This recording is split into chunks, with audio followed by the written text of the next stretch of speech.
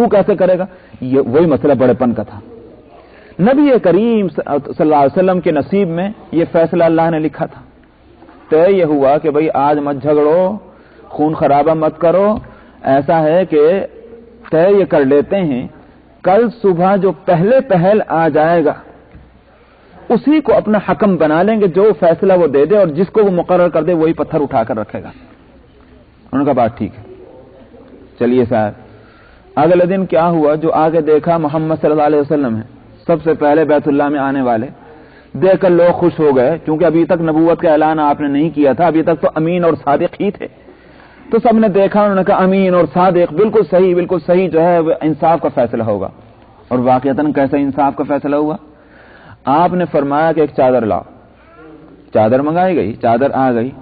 आपने अपने हाथ से पत्थर चादर में रखा और फरमाया जितने कबीले हैं सब अपना अपना रिप्रेजेंटेटिव भेजें, दे दें हमको। वो सब एक एक नुमाइंदा उनका आ गया। सबको आपने फरमाया कि सब अपने हाथों से इस चादर को पकड़ो, उठाओ। वो सब ने उठाई, लेके चलो इसको खाने काबा तक। वो सब लेके चले, वहां तक पहुंच गए। सब के सब गोया इस सआदत में शरीक हो गए और कोई बड़ा छोटा न रहा। इस पर मुतमईन हुए, आपने वो पत्थर उठाकर अपने हाथ से जगह पर लगा दिया। इतने गोया ये समझिए कि कोई आदमी दूसरे को अपने मुकाबले में बड़ा समझने को तैयार नहीं था। ये थी वो सूरत हाल। चुनाचे नबी करीम सल्लल्लाहु अलैहि वसल्लम ने जब ऐलान नबूवत फरमाया, और जिनके ऊपर यह नशा नहीं था माल दौलत का या इसी तरह से इज्जत और मनसब का, देख लीजिए वही लोग जो हैं वो इस्लाम कबूल कर रहे थे। कौन थे? सुहैब रूमी, खब्बाब इब्न अरत, बिलाल हबशी, यही लोग तो थे जो इस्लाम में पेश थे। और जो सरदारान कहलाते थे जिन पर वो नशा था, वो पीछे।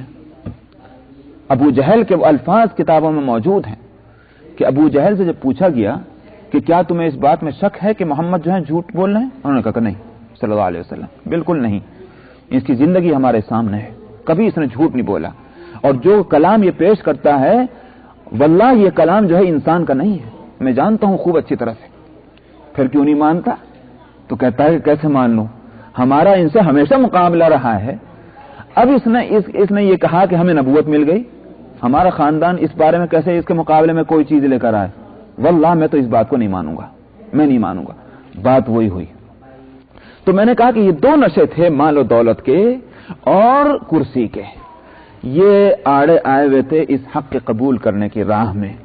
अल्लाह ताला ने फिरऔन का वाकया, कौम मूसा का फिरऔन का वाकया सुनाया कि देखो उससे बढ़कर कुर्सी किसी की नहीं हो सकती जैसी फिरऔन की थी, कि वो तो खुदा बन बैठा था। अपनी कुर्सी की उस मजबूती को उसने ऐसा गोया समझा कि खुदाई का ऐलान कर दिया। तुम्हारे पास ऐसी कुर्सी नहीं जैसी फिरौन के पास थी। अगर कुर्सी पर तुम्हें इतना नाज है तो कुर्सी कैसी सरक गई, देखो कैसे सर की फिरौन की कुर्सी, तुम्हारी कुर्सी बच नहीं सकती। अगर तुम्हें माल दौलत अजीज है और उस वास्ते हक कबूल नहीं कर रहे तो कारून से ज्यादा बढ़कर तुम्हारे पास मालदार नहीं, तो देखो कैसे माल दौलत उसके काम आया, ये माल दौलत भी काम आने वाला नहीं। इन दो नशों को उतारना था कुरैश पे। लेकिन ये मत समझिएगा कुरैश के वास्ते है, ये अल्लाह का कानून सारी दुनिया के वास्ते और कयामत तक के लिए, और हर उस इंसान के वास्ते है कि जिसके ऊपर ये दो नशे, ये दो नशों में से एक नशा हो, उसको खूब कान खोल के सुन लेना चाहिए कि अल्लाह की कुदरत जो है बड़ी वसी है। वो अगर सजा देना चाहें तो कोई ताकत नहीं जो बचा सके। तो जो कुरान पाक में फरमाया कि अगर हम चाहें तो हम अपना अजाब इनके सरों के ऊपर से, इनके पैरों के नीचे से, इनके दाएं से, इनके बाएं से, हम हर तरफ से इनके ऊपर अजाब भेज सकते हैं। कोई एक सिमत मुकर्रर नहीं है हमारे अजाब के भेजने की।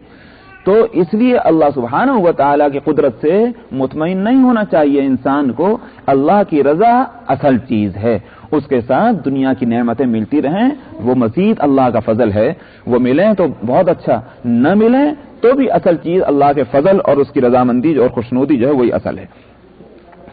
तो इसलिए फरमाया कि ये घर आखिरत का हमने किया है उन लोगों के वास्ते जो नहीं इरादा करते हैं बड़ेपन का जमीन के अंदर सरकशी करके, वला फसादन, और न फसाद फैला करके। तो एक तो सूरत यह है कि जो हुकूक अल्लाह के हैं, जो बंदों के हुकूक हैं वो दे रहा है। अब इसके साथ अगर किसी को बड़ाई मिले, ये अल्लाह की नेमत है, समझ में आया। वो बड़ाई जो है वो जहमत है कि जो लोगों का हक मार करके और अल्लाह के हक को जो है वो पसे पुश डाल करके वो जो बड़ाई हासिल करना चाहता है, वो बड़ाई जो है वो मुसीबत है और मजमूम है और नापसंदीदा है। इसी बात से कैदें लगाई गई हैं कि वो उलू और बड़ापन के जो सरकशी की राह से और फसाद की राह से मिले, जो वो नापसंदीदा है, उनके वास्ते आखिरत में कामयाबी नहीं। वल आक़िबतु लिल मुत्तक़ीन, और वहां की कामयाबी और वहां का अच्छा अंजाम तक़वे वालों के वास्ते। मन जाअ बिल हसनति फलहु खैरुम मिनहा, फरमाया कि जो नेकी करेगा उसके वास्ते उससे बेहतर अजर है। जितना उसने नेकी दुनिया में की है, जितनी नेकी की है, अजर उससे बढ़कर मिलेगा, उससे अच्छा मिलेगा। अदना दर्जा उसका क्या है, मिनिमम लिमिट क्या है उसकी, वो कुरान शरीफ में दूसरी जगह फरमाया गया कि मन जाअ बिल हसनति फलहु अशरु अमसालिहा, कि जिसने एक नेकी की उससे 10 गुना उसको अजर मिलेगा। ये तो है मिनिमम, और मैक्सिमम की कोई लिमिट नहीं है। क्यों? इस वास्ते कि खुद कुरान पाक में फरमाया गया कि मसलुल लज़ीना युनफ़िक़ून अम्वालहुम फ़ी सबीलिल्लाहि कमसलि हब्बतिन अंबतत सबअ सनाबिला फ़ी कुल्लि सुंबुलतिन मिअतु हब्बा, मिसाल उसकी कि जो राह खुदा में खर्च करे, ये भी तो एक नेकी है ना, खर्च करना। उसकी मिसाल क्या है? फरमाया जैसे एक आदमी जमीन के अंदर गेहूं का एक दाना डाले, एक दाना डाले तो 7 बालें निकले, हर बाल के अंदर 100 दाने हों, कितने दाने हाथ आए? 700 दाने। और फरमाया कि वल्लाहु युदाइफु लिमन यशा, अल्लाह चाहे तो इसको दुगना भी कर दे। दुगना कितना हुआ? 1400 दाने। वल्लाहु वासिउन अलीम, अल्लाह मियां तो बड़े वसत वाले हैं और इल्म वाले हैं, तो इसलिए मैंने, और यहां तो हुआ 1400 तक।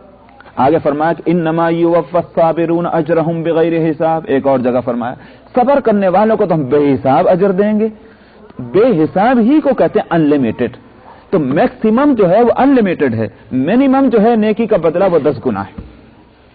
ये तो है फलहु खैरुम मिनहा वमन जाअ बिस्सय्यअह फला युज्ज़ल लज़ीना अमिलुस सय्यिआति इल्ला मा कानू यामलून। लेकिन बुराई के मामले में, बुराई जिसने की तो बुराई करने वालों को नहीं देते हम बदला मगर जितना उन्होंने किया उतना ही, तो बुराई के बदले में उसी जैसे इक्वल उसको सजा मिलेगी। तो एक जगह अल्लाह का बुराइयों का ये सिफत फضل काम करती है और दूसरी जगह अल्लाह की सिफत अदल काम करती है। बुराई के मुकाबले में अल्लाह ताला इंसाफ से सजा देते हैं और नेकियों के मुकाबले में अल्लाह ताला फजल से जो है उसको जजा देते हैं। तो एक जगह फजल और एक जगह अदल। इन्नल्लज़ी फ़रद अलैकल क़ुरआन लराद्दुका इला मआद, फरमाते हैं ए पैगंबर, अब खिताब है नबी करीम सल्लल्लाहु अलैहि वसल्लम, कंक्लूजन हो रहा है, खात्मा है इस सूरत का, तो अब वो सारी बहस का निचोड़ आ रहा है ना सामने। तो अब पैगंबर सल्लल्लाहु अलैहि वसल्लम को खिताब है कि जिसने आप पर ए पैगंबर कुरान को फर्ज किया है, कुरान के फर्ज होने के माना अहकाम कुरान के फर्ज होने के हैं, कि अल्लाह ताला ने जिसने के आप पर कुरान फर्ज किया है वही आपको आपके असल जगह लौटाएगा। क्या बात थी? मुफस्सिरीन कहते हैं कि ये आयत नाजिल हुई है सफर हिजरत के दौरान।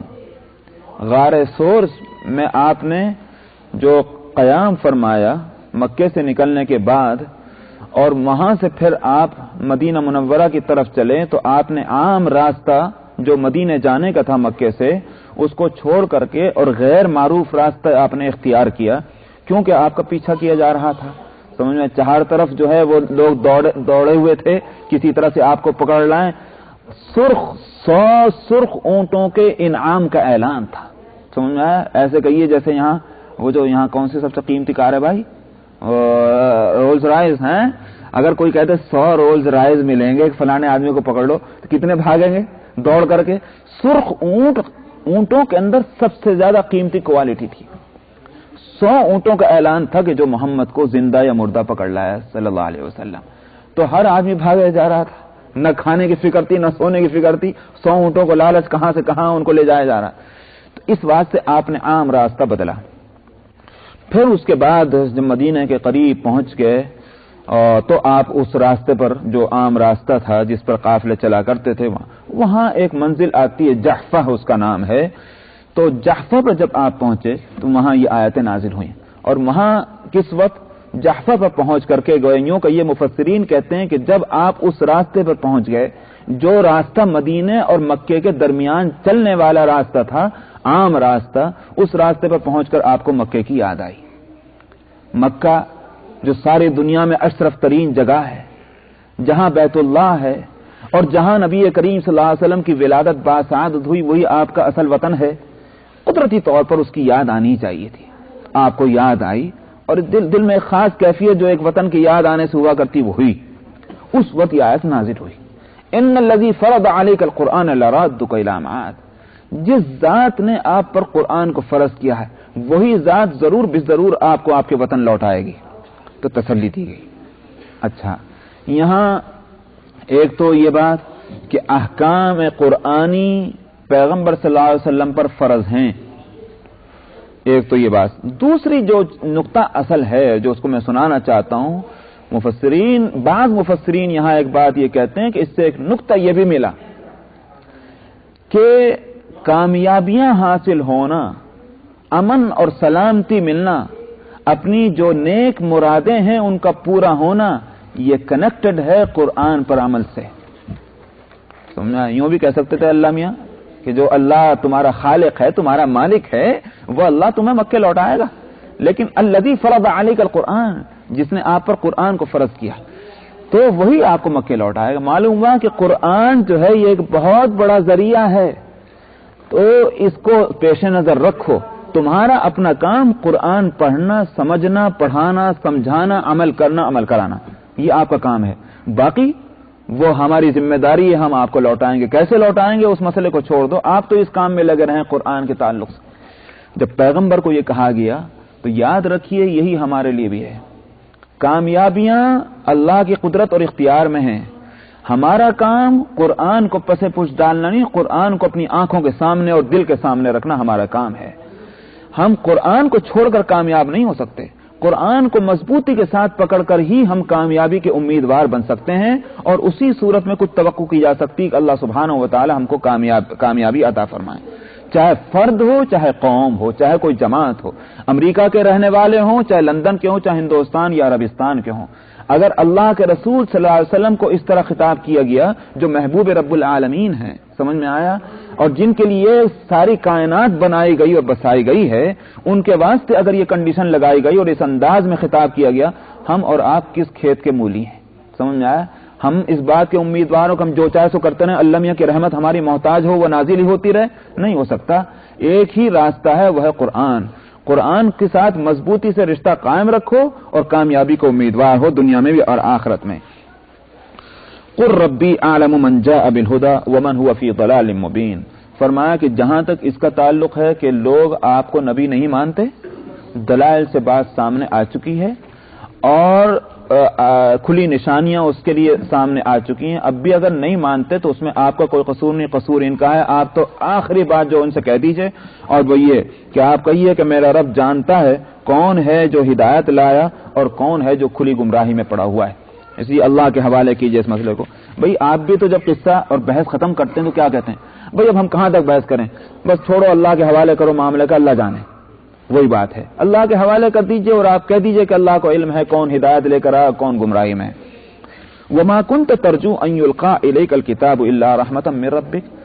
جہاں تک آپ کے نبی ہونے کا تعلق ہے، آپ کی تو پوزیشن نبوت کی یہ ہے کہ آپ کو خود بھی پتہ نہیں تھا کہ آپ نبی بننے والے ہیں.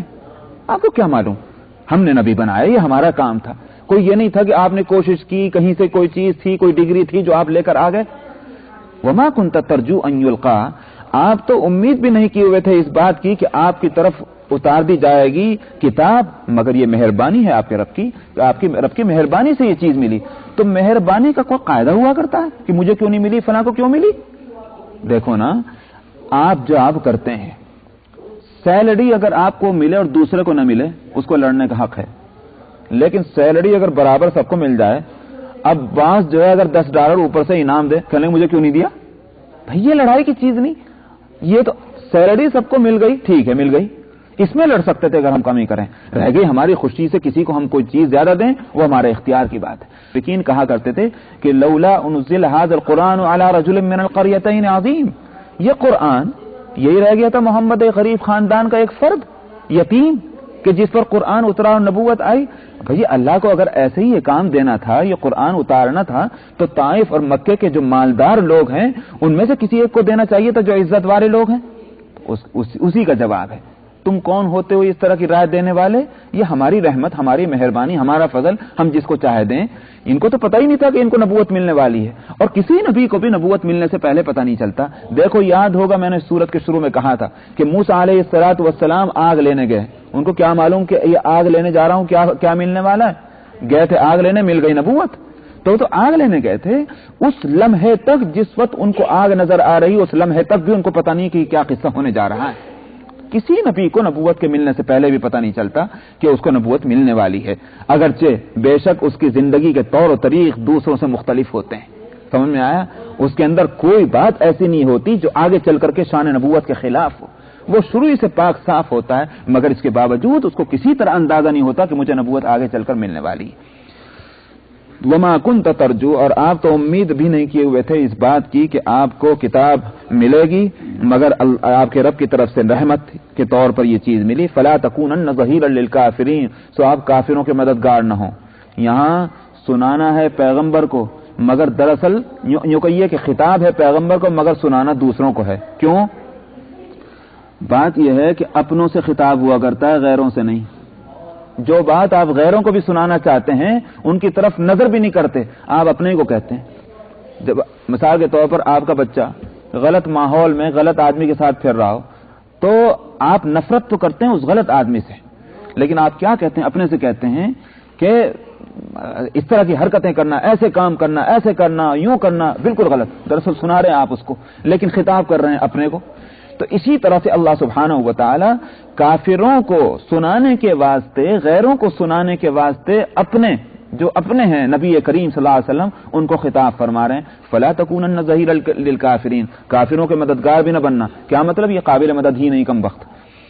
ولا یصدنک عن آیات اللہ، اور نہ روک دے آپ کو یہ اللہ کی آیاتوں سے، نہ روک سکیں یہ لوگ آپ کو اللہ کی آیاتوں سے، بعد اس کے کہ آپ کی طرف ان کو اتارا گیا ہے۔ حالانکہ نہیں روک سکتے، مگر ان کی روکنے کی کوششیں جاری تھی، تو فرمایا کہ آپ نہ رک سکیں ان کے روکنے سے۔ وَادْعُ إِلَىٰ رَبِّكَ، اور اپنے رب کی طرف برابر دعوت دیتے رہیں۔ وَلَا تَكُونَنَّ مِنَ الْمُشْرِكِينَ، اور مشرکوں میں سے ہرگز نہ ہو۔ بھلا امکان تھا کہ پیغمبر مشرک ہو جائیں؟ لیکن وہی میں نے کہا، خطاب آپ کو، سنانا ان کو کہ ہمارے نزدیک شرک اتنی بری چیز ہے۔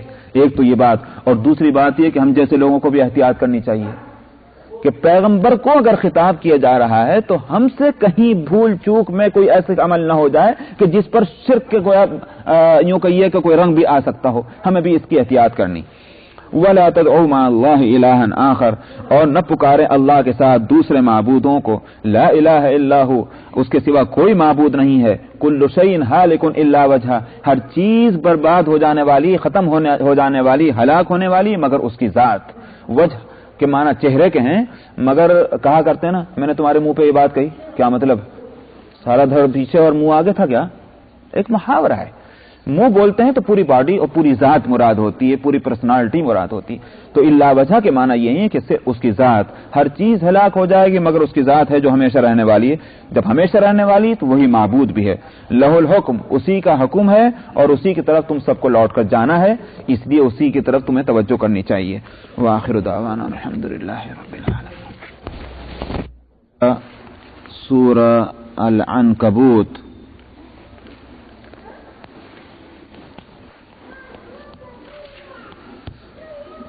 اعوذ باللہ من الشیطان الرجیم، بسم اللہ الرحمن الرحیم۔ الف لام میم۔ احسب الناس ان يتركوا ان يقولوا آمنا وهم لا يفتنون۔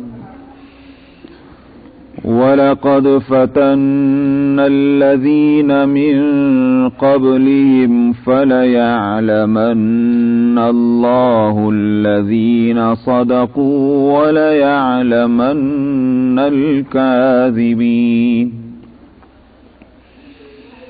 أَمْ حَسِبَ الَّذِينَ يَعْمَلُونَ السَّيِّئَاتِ أَن يَسْبِقُونَا سَاءَ مَا يَحْكُمُونَ۔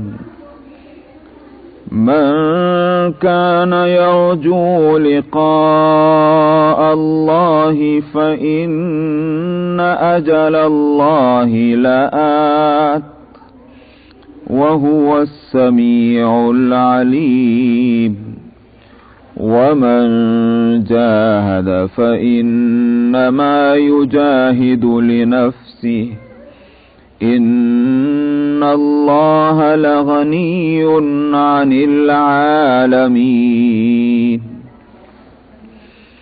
والذين آمنوا وعملوا الصالحات لنكفرن عنهم سيئاتهم ولنجزينهم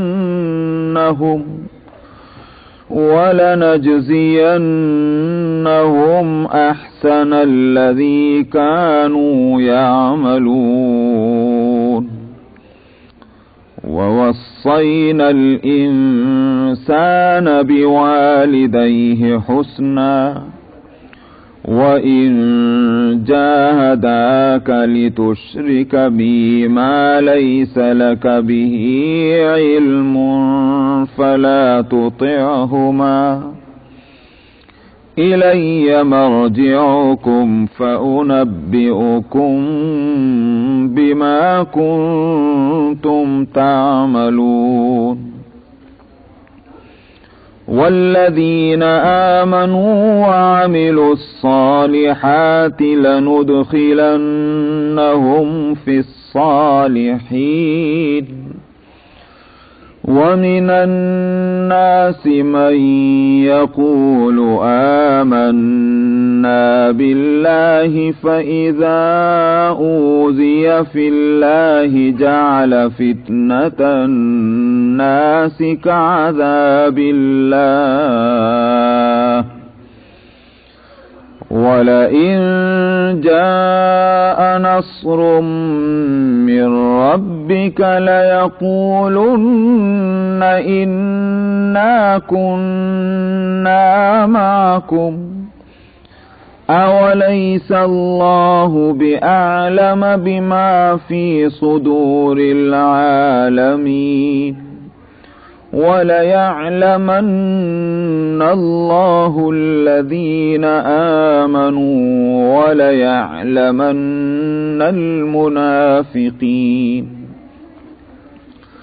وقال الذين كفروا للذين آمنوا اتبعوا سبيلنا ولنحمل خطاياكم وما هم بحاملين من خطاياهم من شيء إنهم لكاذبون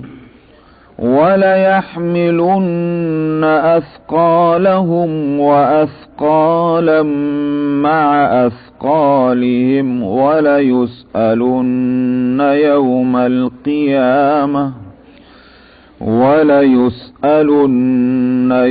القيامة عما كانوا يفترون. صدق الله العظيم.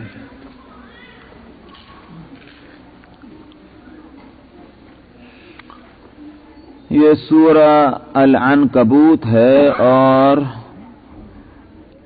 मक्के मुकर्रमा में इसका नुज़ूल हुआ, क़ब्ल हिजरत इसका नुज़ूल है और मज़मून इस सूरत का जो है उसमें गौर करने से अंदाज़ा होता है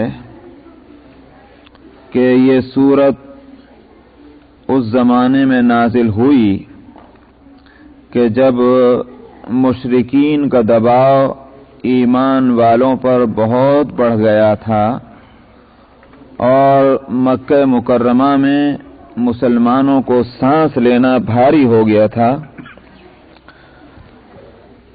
जिसके नतीजे में नबी करीम सल्लल्लाहु अलैहि वसल्लम ने मुसलमानों को इस बात की इजाज़त दी कि अगर उनके लिए मुमकिन हो तो वो तर्क वतन कर लें اور جہاں ان کے لیے آسانی ہو اور ان کو امن اور سکون کی زندگی مل سکے وہاں ہجرت کر جائیں۔ حالات ایسے تھے کہ دین کی ذمہ داریاں اور فرائض ادا کرنا بھاری ہو رہا تھا، اپنے ایمان کی سلامتی جان جوکھوں میں ڈالنے سے کم کام نہیں تھا۔ ان دنوں میں یہ صورت نازل ہوئی۔ صورت یہ تھی کہ ایک طرف تو مسلمانوں پر دباؤ تھا، پریشر تھا کہ اسلام کو چھوڑیں اور پھر اپنے اسی طریقے کو اپنا لیں کہ جس طریقے کو اہل مکہ نے اپنایا ہوا تھا، شرک اور کفر کا۔ بعض مسلمانوں کو تکلیفوں کا سامنا تھا، جسمانی تکلیفیں، مار اور پیٹ تک نوبت آ رہی تھی۔ بعض کو شہادت تک کا گویا یوں سمجھیے کہ مرحلہ درپیش ہوا اور ان کو شہید کیا گیا۔ مالی تکلیفوں میں بھی مبتلا ہونا پڑا کہ لین دین بند کر دیا گیا اور جس کا جو پیسہ چاہتا تھا وہ دینا بند کر دیا۔ مدد اور نصرت کے جو معاملات آپس میں کمیونٹی کے اندر چلا کرتے ہیں وہ سب ختم کر دیے گئے، اس جرم میں کہ یہ ایمان لا چکے ہیں اور انہوں نے اسلام قبول کر لیا ہے۔ انہی میں ایک واقعہ انہی دنوں پیش آیا، آل یاسر، حضرت عمار ابن یاسر رضی اللہ عنہ جو مشہور صحابی ہیں، ان کے گھرانے پر ظلم توڑے گئے، ان کے والد کو شہید کیا گیا، حضرت یاسر کو، اور ان کے والدہ حضرت سمیہ رضی اللہ عنہا کو اس بھیانک طریقے پر شہید کیا کہ تاریخ میں اس طرح کسی کو مارنے کی کوئی مثال نہیں ملتی۔ آج بھی جن کو کسی فرد سے، کسی قوم سے نفرت ہو، دشمنی ہو، عداوت ہو، اور ان کی دلی خواہش یہ ہو کہ ان کی گردنیں اڑا دی جائیں اپنے مخالفین کی، لیکن ان کے ذہن کے بھی کسی گوشے میں یہ بات نہیں آئے گی کہ اس طرح سے مارا جائے، کہ جس طرح سے مکے کے مشرکین نے حضرت سمیہ رضی اللہ عنہا کو شہید کیا، کہ ان کی دونوں ٹانگوں کو باندھ کر مخالف سمت میں اور ان کو گویا ایک بالکل اپوزٹ سائیڈ میں ان کو کھینچا گیا اور بیچ میں جسم میں ان کے برچھیں ماری گئی، اس جگہ کے جس گویا جو چھپی ہوئی جگہ ہے، اس بری طریقے پر ان کو تڑپا تڑپا کر کے مارا گیا۔ تو حضرت عمار ابن یاسر رضی اللہ عنہ کا خاندان ان اذیتوں میں مبتلا ہوا۔ یہ واقعہ پیش آیا تو اسی واقعے کے پیش نظر اس سورت کی یہ ابتدائی آیتیں ہیں جو آپ کے سامنے ہیں۔ اس سورت کا نام سورۃ العنکبوت کیوں رکھا گیا؟ عنکبوت کہتے ہیں مکڑی کو، اسپائڈر، مکڑی کو العنکبوت کہتے ہیں۔ تو اس سورت میں یہ لفظ آیا بھی ہے۔ یوں سمجھیے کہ ہم لوگ کہا کرتے ہیں کہ بھئی مکڑی کا جالا بن رکھا، فلانے آدمی نے تو ایسا منصوبہ، ایسا پلان بنایا ہوا ہے، بالکل مکڑی کا جالا۔ اس کے دو معنی ہو سکتے ہیں۔ ایک معنی تو یہ ہے کہ چار طرف اس کا پلان اور اس کا منصوبہ پھیلا ہوا ہے دوسروں کو پھانسنے کے واسطے۔ چنانچہ مکڑی جو ہے وہ جالا بنتی اسی طرح سے ہے کہ اس کا شکار دائیں سے آئے، بائیں سے آئے، کدھر سے بھی آئے، وہ اس میں پھنس جائے جالے میں، تو جالے میں اس میں پھنسے گی تو مکڑی کو شکار کرنا آسان ہو جائے گا۔ تو اپنے اس مکر اور فریب کے پھیلاؤ کے لیے بطور مثال مکڑی کے جالے کو پیش کرتے ہیں۔ ایک تو یہ غرض ہوتی ہے، اور بلکہ واقعہ یہ ہے کہ محاورے میں اسی وجہ سے اس کو پیش بھی کرتے ہیں۔ اللہ تعالیٰ نے مشرکین اور کافروں کے اس سارے منصوبے کو کہ جو اللہ سبحانہ و تعالی اور اس کے سچے دین اور اس کے دین کے پیروکاروں کے مقابلے میں انہوں نے بنایا ہوا تھا اس کو مکڑی کا جالا فرمایا، لیکن اس کے ساتھ یوں بھی کہا کہ وَإِنَّ أَوْهَنَ الْبُيُوتِ لَبَيْتُ الْعَنْكَبُوتِ۔ تمہیں ایک بات اور بھی معلوم ہے، ارے مکڑی کا جالا تو سب سے زیادہ کمزور گھر ہوتا ہے، سارے گھروں میں جانوروں کے سب سے زیادہ کمزور گھر جو ہے وہ مکڑی کا گھر ہے جو جالا ہے۔ تو اس لیے ان کا یہ سارا پلان، ان کے یہ سارے منصوبے جو کافروں کے ہیں، یہ مکڑی کے جالے سے زیادہ ان کے اندر جان نہیں ہے، کوئی طاقت اور قوت نہیں ہے۔ آپ کمزور سے کمزور چیز کے ذریعے سے اس مکڑی کے جالے کو آپ توڑ سکتے ہیں۔ تو یہ جواب ان کو دیا گیا اور سمجھایا گیا۔ اچھا، چونکہ اس صورت کے میں نے کہا کہ ابتدائی مضمون جو ہے وہ ان مسلمانوں سے متعلق ہے جو اس وقت تکلیفوں میں مبتلا ہیں، ان کو اس سے تسلی بھی دینی ہے کہ زیادہ دور کی بات نہیں ہے، کوئی زیادہ مضبوط قلعے انہوں نے نہیں باندھ رکھے ہیں تمہارے پھنسانے کے واسطے اور تمہیں مبتلا تکلیف کرنے کے لیے۔ یہ مکڑی کے جالے ہیں، کمزور، کوئی حیثیت ان کی نہیں ہے، ان قریب ان سب چیزوں کو صفایا ہوا چاہتا ہے۔ تو ان مسلمانوں کی یہ تکلیفیں زیادہ دن چلنے والی نہیں ہیں، یہ مشرکین اور کفار زیادہ دن مقابلے پہ ٹھہرنے والے نہیں ہیں، آخر تمہارا عروج ہوگا اور تمہیں ان حالات سے نجات ملے گی۔ یہ ہے وہ مضمون جو سمجھانا ہے اس صورت میں۔ اس مناسبت سے اس صورت کا نام العنکبوت بھی ہوا، لفظ العنکبوت اس صورت میں آیا بھی ہے۔ الف لام میم یہ تو حروف مقطعات میں ہے، جو پہلے بھی کئی جگہ یہ اور اسی طرح کے دوسرے حروف آ چکے ہیں جن کے معنی اللہ کو معلوم ہے۔ احسب الناس ان يتركوا ان يقولوا آمنا وهم لا يفتنون۔ کیا لوگ یہ خیال کرتے ہیں کہ وہ چھوڑ دیے جائیں گے کہ ایسا کہتے ہوئے کہ ہم ایمان لے آئے اور اس حالت میں کہ ان کو آزمایا نہ جائے گا؟ یہاں سے ابتدا ہے۔ معلوم ہوا کہ یہ معمولی بات نہیں ہے، بہت بڑی بات ہے۔ جس بات کو تقریر کرنے والا، مضمون لکھنے والا بالکل شروع میں ایک کوسچن کرتا ہے، ایک سوال کرتا ہے، اس کے معنی یہ کہ بہت امپورٹنٹ ہے وہ۔ اللہ تعالیٰ سوال کر رہے ہیں، کیا تمہارا خیال یہ ہے؟ اس کا مطلب یہ ہے کہ ہر زمانے میں یہ صورت پیش آئے گی اور آتی رہتی ہے کہ لوگ آج بھی دیکھ لیجئے، ہم لوگ کیا سمجھتے ہیں؟ ہم یہ سمجھتے ہیں کہ عجیب بات ہے کہ بھئی ہم مسلمان بھی ہیں، سب سے اچھے مذہب کے ماننے والے بھی ہیں، سب سے اعلیٰ اور افضل پیغمبر کے امتی بھی ہیں، اور ساری دنیا میں سب سے زیادہ تکلیف میں بھی ہم ہی ہیں۔ یہ ایک سوال آج بھی ہمارے دماغوں میں ہے، اور اس کا کیا جواب ہے؟ جواب معلوم نہیں۔ تو حالانکہ خود قرآن شریف میں اس سوال کا مختلف جگہ جواب دیا گیا ہے۔ مثلا غزوہ احد کے بارے میں، غزوہ احد میں جو مصیبت پیش آئی حضرات صحابہ رضی اللہ عنہم کو، اور وہ مصیبت یوں تو مصیبت ہی ہوتی ہے، تکلیف دہ ہوتی ہے، لیکن اگر غیر متوقع کا لفظ بھی ہٹا کر میں ایک اور لفظ کہتا ہوں، خلاف توقع جب مصیبت آئے کہ توقع تو تھی کامیابی کی، آرام کی، راحت کی، جیت کی، فائدے کی، نفع کی، لیکن ہوا کیا؟ نقصان ہو گیا، تکلیف پیش آ گئی۔ تو توقع کے خلاف جب مصیبت پیش آتی تو آدمی اس وقت بہت پریشان ہوتا ہے۔ تو حضرات صحابہ رضی اللہ عنہم جن کے ذہنوں کے گوشے میں کہیں کہیں یہ بات آ کے بیٹھ گئی تھی غزوہ بدر کی کامیابی کے بعد، کہ غزوہ بدر میں جو ہمیں کامیابی ملی ہے اسباب کے درجے میں اس کی کوئی وجہ نہیں، اسباب کے درجے میں کے لفظ میں جو میں بول رہا ہوں، کیوں؟ اس واسطے کہ ساز و سامان کے اعتبار سے مسلمان بہت کمزور، تعداد کے اعتبار سے مسلمان بہت کم، اور گویا یوں کہیے کہ پہلی جنگ لڑنے چلے جا رہے ہیں۔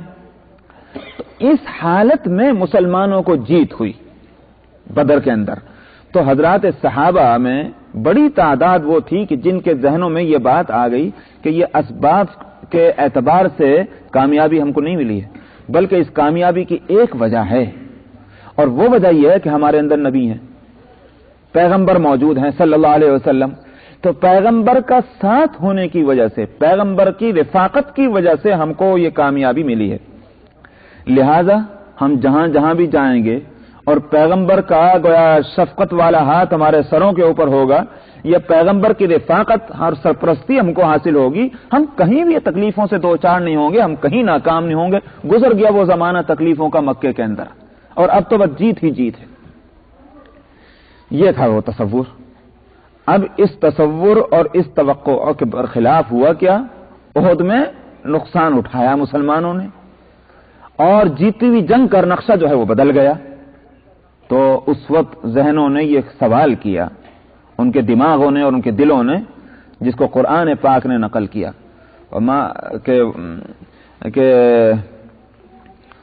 وما اصابتکم من مصیبت، نہیں وہ اس میں ہے کہ جو تمہیں پہنچا ہے مثلین قد اصبتم مثلیہا قلتم ان ھذا، سورہ آل عمران کے اندر آیت ہے کہ جب تمہیں مصیبت پہنچی، اولما اصابتکم مصیبت قد اصبتم مثلیہا قلتم ان ھذا، کہ جب تمہیں کوئی مصیبت پہنچی اور جبکہ اس سے دگنی مصیبت تم پہنچا چکے تھے، تو تم نے یوں کہا یہ مصیبت کہاں سے آئی؟ معلوم ہوا توقع خلاف تھی مصیبت، کہاں سے آ گئی مصیبت؟ تو وہاں اس کا جواب دیا گیا کہ قل ہوا من عند انفسکم، اے پیغمبر آپ ان سے کہہ دیجئے کہ تمہارے اندر ہی سے نکل کر آئی ہے۔ کیا؟ اپنے اعمال کو دیکھو، تمہارے عمل جو تھے اس کے مطابق یہ رزلٹ سامنے آیا، تم سے خطا ہوئی، تم سے غلطی ہوئی۔ وہ غلطیاں کیا ہوئی ہیں؟ کوئی ایسا وہ اس طرح کا وہ گناہ نہیں ہوا کہ جس کو ہم اور آپ گناہ کہتے ہیں، لیکن وہ ان کے اعتبار سے وہ خطا تھی صحابہ کے، اور یوں کہیے کہ جنگ اور کمیونٹی ڈسپلن جو ہے اس کے خلاف تھا۔ کمیونٹی ڈسپلن پہ چونکہ بات آئی تو مجھے بتا دینا چاہیے اس بات کو۔ نبی کریم صلی اللہ علیہ وسلم نے حضرات صحابہ سے غزوہ احد سے پہلے مشورہ لیا۔ مکے کے لوگ آ رہے ہیں مدینے پر چڑھائی کرنے کے لیے، حملہ کرنے کے لیے، تم لوگوں کی کیا رائے؟ بعض تجربہ کار لوگوں نے رائے دی کہ ہم کو مدینے میں رہ کر کے ڈیفنس کرنا ہے، باہر نہیں نکل کر میدان میں نہیں لڑنا چاہیے۔ بعض لوگوں نے جو زیادہ جذبات کے اندر تھے اور زیادہ حوصلے سے وہ کام لینا چاہتے تھے، انہوں نے پورا زور لگا کر یہ کہا کہ نہیں، ہم کو باہر نکل کر لڑنا چاہیے اور میدان میں ذرا سے ہم بھی کچھ ان کو اپنے بہادری کے جوہر دکھائیں اور اپنے حوصلے جو ہیں وہ ہم نکال سکیں۔ میدان کے اندر مدینے میں رہ کر تو ہم یہ نہ کر سکیں گے، تو باہر نکل کر لڑائی ہونی چاہیے۔ وہ لوگوں نے کافی قوت کے ساتھ اس بات کو کہا۔ نبی کریم صلی اللہ علیہ وسلم نے سنا، نہ یوں فرمایا کہ یہ ٹھیک کہہ رہے ہیں، نہ یوں فرمایا کہ یہ ٹھیک کہہ رہے ہیں، کچھ نہیں، نہ کسی کو غلط کہا نہ کسی کو ٹھیک کہا۔ آپ اپنے گھر میں تشریف لے گئے، دولت خانے میں۔ اس دوران حضرات صحابہ کو توجہ ہوئی کہ ہم سے غلطی ہو گئی، ہم نے جو اپنی آواز کو ذرا بلند کر کے اور ایک درجے میں اپنی بات کو منوانے کی ایک صورت کی ہے، غلط ہوا۔ ہمیں خاموشی سے ایک رائے دے دینی چاہیے اور بات ختم۔ لیکن ہمارا انداز جو یہ تھا، کہیں ایسا تو نہیں کہ اللہ کے رسول صلی اللہ علیہ وسلم ہماری بات سے مجبور ہو کر کے آپ نے یہ فیصلہ کر لیا ہو، یہ تو بڑی گستاخانہ بات ہوگی۔ یہ خیال ہوا حضرات صحابہ کو۔ نبی کریم صلی اللہ علیہ وسلم جنگ کے ساز و سامان کی تیاری کے ساتھ باہر تشریف لائے، ہتھیار وغیرہ لگا کر بدن کو۔ صحابہ نے اپنا دل کا وہ خدشہ ظاہر کیا اور اس کے یا رسول اللہ ہم معذرت چاہتے ہیں، اور آپ کی جو مرضی ہو، جو منشاء عالی ہو، اس کے مطابق آپ کریں، ہمارے کہنے کی وجہ سے آپ کچھ نہ کریں۔ آپ نے فرمایا کہ نبی جب ہتھیار ایک دفعہ پہن لیتا ہے تو اس وقت تک نہیں اتارنا اس کے لیے مناسب ہے جب تک اللہ پھر معاملے کا فیصلہ نہ کر دے۔ مطلب یہ کہ اب تو جنگ کے لیے ہم کو جانا ہی ہے۔ ایک تو یہاں ہوئی۔ اب آپ دیکھیں آج ہمارے جو حالات ہیں، ہمارا جو بہیویئر ہے سوسائٹی اور کمیونٹی کے ڈسپلن کے اعتبار سے، اگر اس یوں کہیے اس خانے میں اس کو فٹ کر کے دیکھیں تو کتنا بھاری بات معلوم ہوگی، کتنی بری بات ہے۔ رات دن ہم کرتے رہتے ہیں یہ تو، اور بلکہ اس کو اپنا رائٹ سمجھتے ہیں، اپنا حق سمجھتے ہیں اپنی بات منوانے کو۔ लेकिन ये सहाबा थे। तो उसके बाद फिर दूसरी खता क्या हुई?